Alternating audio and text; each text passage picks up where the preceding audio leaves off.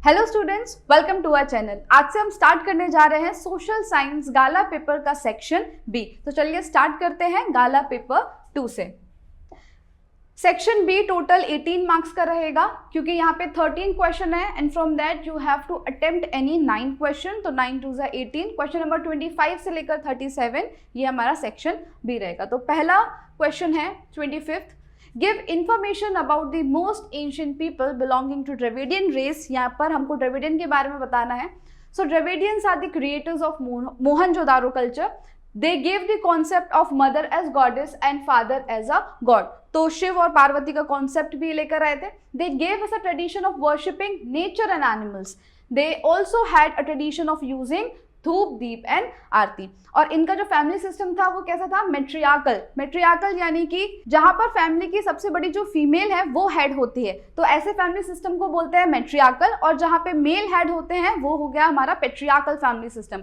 ठीक है। फिर they had different crafts and arts like making boats, raft, weaving and spinning. Okay, next question, Which are the things included in India's natural heritage? तो 4 चीजें आती हैं, landscape, rivers, vegetation और wild life. Landscape, beautiful landscape are generally form due to different shapes of land, जैसे mountain, forest और desert हो गया। फिर रिवर्स की बात करें तो Ganga, Yamuna, Saraswati etcetera have profoundly influence the people of India. जितना भी सिविलाइजेशन है वो बैंक ऑफ रिवर से ही स्टार्ट हुआ है, इसलिए हम रिवर्स को क्या बोलते हैं?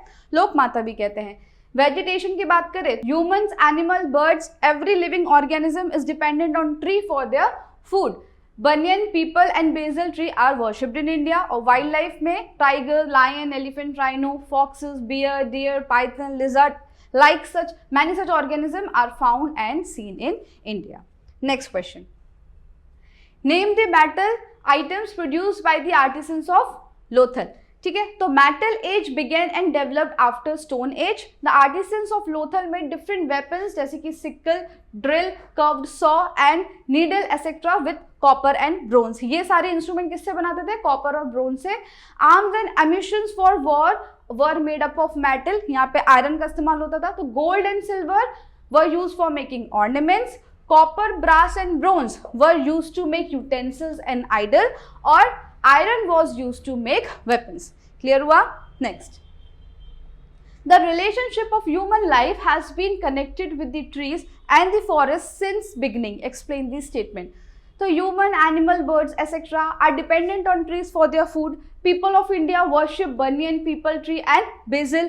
फिर cereal, pulses, oil seed plants, green fields etcetera are very useful to humans. फिर मेडिसिनल प्लांट्स भी जैसे कि harde, amla, baheda, ardusi, aloe vera, neem etcetera and different flowers like lotus, rose, mogra etcetera have made our life beautiful, fragrant, healthy and prosperous. तो यहाँ से हमको ये समझ में आया कि humans are totally dependent on nature, इसलिए ह्यूमन और नेचर का जो रिलेशनशिप है वो शुरुआत से ही है। Next, give information about Qutub Minar. तो it is located in Delhi and was built in 12th century by Qutubuddin Aibak, who was the founder of Ghulam dynasty, या तो हम इसको स्लेव डायनेस्टी भी बोलते हैं। और इसकी डेथ के बाद जो बचा हुआ काम था वो किसने करवाया? इसके सन इन लॉ जिसका नाम है इल्तुतमिश। ठीक है। फिर Qutub Minar is 72.5 metre tall and is made up of round red stone and marble. Its circumference is 13.75 meter and is reduced to 2.75 meter at the top. तो बेस में circumference 13.75 है और ऊपर जाएंगे तो कितना हो जाएगा? 2.75. It is the tallest stone minaret of India. Next, write a brief note on Ellora caves. इनके बारे में डिटेल देने की जरूरत नहीं है, 2 मार्क्स है तो सिर्फ मेंशन करेंगे तो भी चलेगा। So Ellora caves are situated at Aurangabad district in Maharashtra. These caves are constructed during the time of 600 to 1000 AD.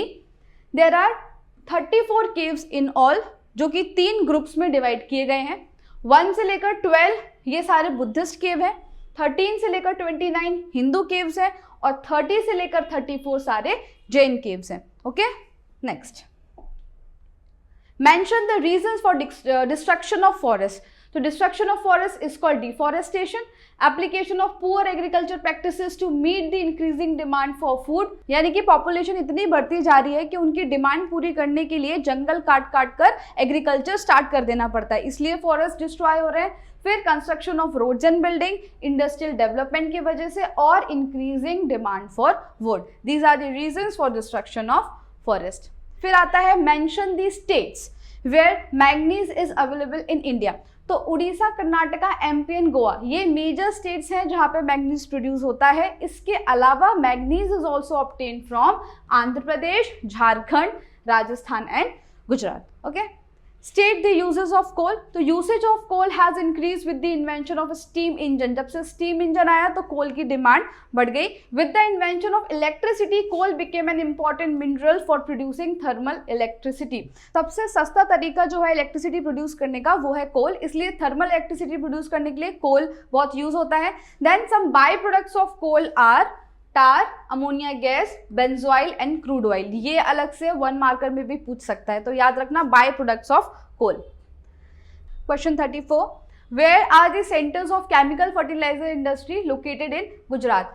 तो in Gujarat the factories producing chemical fertiliser are located at Kalol, Kandla, Hazira, Bharuch, Vadodara etcetera. इतने ही centres text book में देके रखे थे। यहाँ पर मैंने जितने भी क्वेश्चन के आंसर्स आपको प्रोवाइड किए हैं वो सारे के सारे टेक्स्ट बुक से हैं, इसलिए आपको कोई भी डाइजेस्ट रेफर करने की जरूरत नहीं है। ओके, नेक्स्ट है right brief information about cement industry of India. Cement is inevitable in the construction of road, dams, building etcetera. Inevitable यानी कि हम सीमेंट को अवॉइड नहीं कर सकते।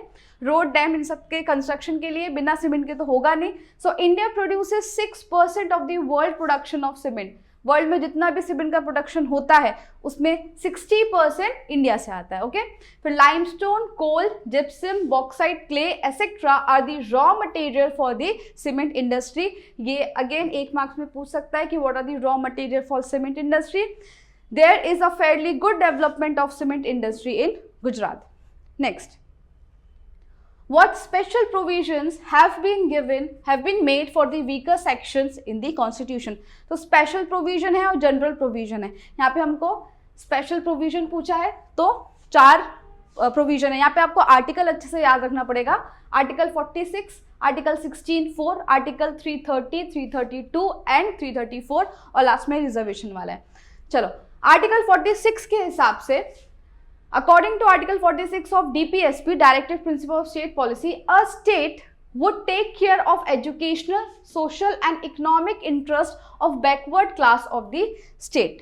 यानी कि आर्टिकल 46 स्टेट को ये एडवाइस देता है, directive principle of state policy है ना डीपीएसपी, तो एडवाइस देता है कि उस स्टेट के अंदर जितने भी बैकवर्ड क्लासेस हैं उनका एजुकेशनल, सोशल और इकोनॉमिक इंटरेस्ट की जिम्मेदारी किसकी रहेगी? स्टेट की।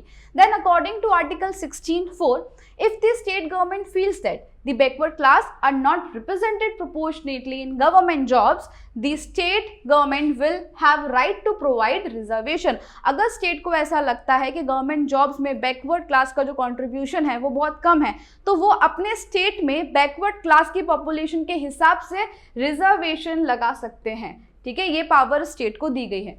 फिर अकॉर्डिंग टू आर्टिकल 330, 332 एंड 334, दो का गैप है, some seats in legislative assembly and parliament are reserved for scheduled caste and scheduled tribe। there is no reservation of seats in राज्य सभा। ठीक है, तो यहाँ पर लेजिस्लेटिव असेंबली में स्टेट अपनी लेजिस्लेटिव असेंबली में एसटी एससी की रिजर्वेशन सीट रख सकती है, पर राज्यसभा में किसी भी तरह का रिजर्वेशन नहीं होता है। Then last, seats are reserved for scheduled caste and scheduled tribe in the gram panchayat and municipality. Clear? तो लोकल लेवल पर जो गवर्नमेंट होती है, ग्राम पंचायत और म्यूनिसिपैलिटी, वहां पर भी एससी एसटी का रिजर्वेशन होता है। क्लियर? नेक्स्ट, लास्ट क्वेश्चन है, write short note on terrorism a global problem.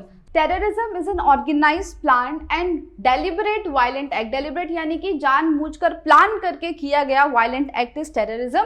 It is a hindrance in the progress of a nation. एक नेशन की डेवलपमेंट में टेररिज्म रुकावट बनता है। It leads to destruction of human rights. Human rights destroy हो जाते हैं, blood shed, destruction of properties, fear, chaos, violence, unrest, etc. ऐसा माहौल होता है कि लोग एक दूसरे पर भी भरोसा नहीं कर पाते हैं।